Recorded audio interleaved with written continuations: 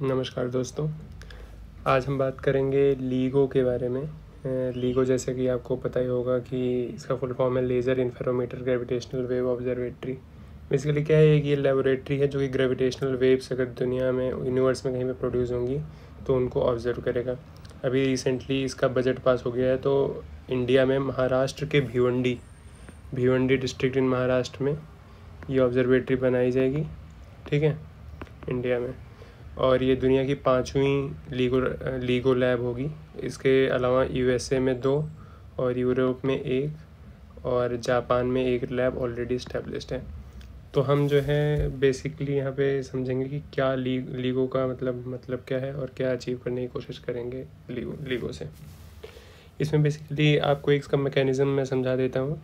Mechanism से पहले मैं एक बैकग्राउंड आपको ये बता देता हूँ कि जैसे कि आपको पता है कि ग्रेविटेशनल वेव्स क्या होती हैं, इनके बारे में हम बता देते हैं। तो न्यूटन ने ग्रेविटी के बारे में सबसे पहले बताया था। लेकिन न्यूटन ने एक बस फार्मूला दिया था कि Gm1m2/r² की मासेस और रेट कितना डिस्टेंस है बॉडीज़ के बीच में, उनके बीच में जो ग्रेविटी लगेगी, ग्रेविटेशनल फोर्स, इसको कैलकुलेट कैसे करेंगे, ये न्यूटन ने बताया था। हालांकि न्यूटन ये नहीं बता पाए थे कि ये क्यों ये ग्रेविटी लगती है, इसका कारण क्या है, ये न्यूटन बता नहीं पाए थे। उसके बाद आइंस्टीन ने अपनी स्पेसिफिक थ्योरी ऑफ रिलेटिविटी और फिर बाद में जनरल थ्योरी ऑफ रिलेटिविटी में ये बताया कि ग्रेविटी जो है क्यों होती है, और इसका बेसिकली उन्होंने एक्सप्लेनेशन दिया। तो आइंस्टीन ने जो बताया था उसमें ये बताया था कि अगर कोई भी यूनिवर्स में कोई भी मास है, ठीक है, तो जो स्पेस टाइम को डिफाइन किया था ग्रेविटी ने। फिर इस बताया कि अगर कोई भी मास है वो स्पेस टाइम में अगर है तो अपने अराउंड का जो स्पेस टाइम होता है उसको वो मास क्या कर देता है, बेंड कर देता है। ठीक है, जैसे कि फॉर एग्जांपल अगर कोई आप जो है कोई कंबल हो फ्लफ़ी सा, उसमें अगर कोई आप हैवी ऑब्जेक्ट डालेंगे तो कंबल चारों तरफ से रैप कर लेता है उसे। सिमिलरली जो है अगर एक हैवी मास स्पेस टाइम में है तो स्पेस टाइम को बेंड कर लेता है।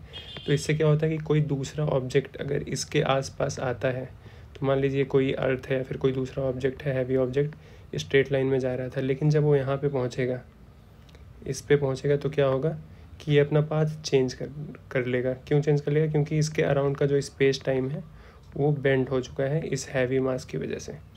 तो ये हुआ। और जब इंटरेक्शंस होता है 2 मैसिव ऑब्जेक्ट्स के बीच में, तो यहाँ से वेव्स निकलती हैं जिनको हम ग्रेविटेशनल वेव्स कहते हैं। ठीक है, ग्रेविटेशनल वेव्स कहते हैं।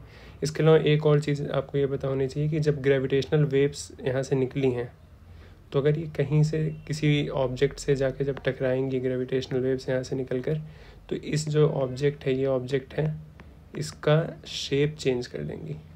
ठीक है, शेप चेंज कर देंगी, कम या ज़्यादा कर सकती हैं, क्योंकि ये वेव्स हैं, एनर्जी है इसमें, तो शेप जो है चेंज कर देंगी। अब यही जो शेप चेंज करने वाला फंडा होता है, यही यूज़ होता है लीगो में। कैसे होता है ये देखिए, ये डायग्राम में आपको दिख रहा होगा कि सबसे पहले यहाँ पर एक 4 किलोमीटर की 2 लंबी डक्ट होती है, यहाँ पे वैक्यूम होता है। ठीक, वैक्यूम होता है इसके अंदर में, 4 किलोमीटर की लंबी होंगी। यहाँ से लेज़र या फिर जो लाइट है उसको हम भेजते हैं। फिर यहाँ पे स्प्लिटर होता है जिससे लाइट जो है 2 पार्ट में डिवाइड हो जाती है। तो नॉर्मल सिचुएशन में क्या होता है कि लाइट यहाँ से गई, इस वाले मिरर से टकराई, वापस आएगी। यहाँ पे फोटोन, इस पॉइंट पर फोटोन डिटेक्टर है, तो फोटोन डिटेक्टर इसे डिटेक्ट करेगा।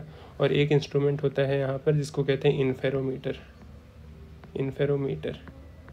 इसमें क्या होता है कि जो लाइट्स आ रही हैं उनके जो वेव्स का इंटरफेरेंस हो रहा है, ठीक, इस पैटर्न को ये ऑब्जर्व करती हैं। तो क्या होता है कि जब लाइट्स नॉर्मल सिचुएशन में आती हैं तो वेव्स का पैटर्न हर टाइम सेम रहता है। ठीक, दोनों वेव्स आ रही हैं, उनका पैटर्न सेम रहता है। लेकिन फॉर एग्जांपल अगर कोई ग्रेविटेशनल वेव्स आ गई तो उससे क्या होगा कि एक आर्म जो है इसके लेंथ थोड़ा सा इंक्रीज़ होगा, और जो दूसरा आर्म होगा इसका लेंथ थोड़ा सा डिक्रीज़ होगा। बहुत माइन्यूट चेंज होता है, बहुत माइन्यूट। तो इसका लेंथ इंक्रीज़ हुआ, इसका लेंथ डिक्रीज़ हो गया। तो इससे क्या हुआ, जो लाइट ट्रेवल कर रही है उसको अलग अलग डिस्टेंस दोनों में ट्रेवल करना पड़ेगा। और फिर जब फोटोन डिटेक्टर में जो इन्फेरोमीटर लगा है वो डिटेक्ट करेगा कि जो दोनों वेव्स हैं उनके जो फेजेस हैं या फिर उनका जो इंटरफेरेंस पैटर्न बन रहा है उसमें कुछ अलग बात हुई है। तो कुछ अलग बात हुई है, ये डिटेक्ट कर लेगा और इससे हमें पता चलेगा कि ग्रेविटेशनल वेव्स आई हैं।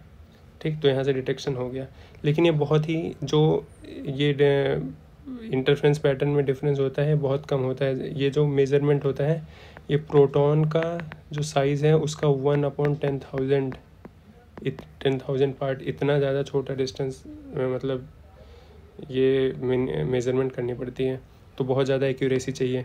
और दूसरी बात ये है कि जो ये लेबोरेटरी है और जो इसमें इंस्ट्रूमेंट्स होते हैं बहुत ज़्यादा सेंसिटिव होते हैं, तो अगर आसपास कोई भूकंप हुआ या कोई ट्रक भी इनके आसपास से गुजर गई तो इनके रीडिंग में चेंज आने की संभावना रहती है।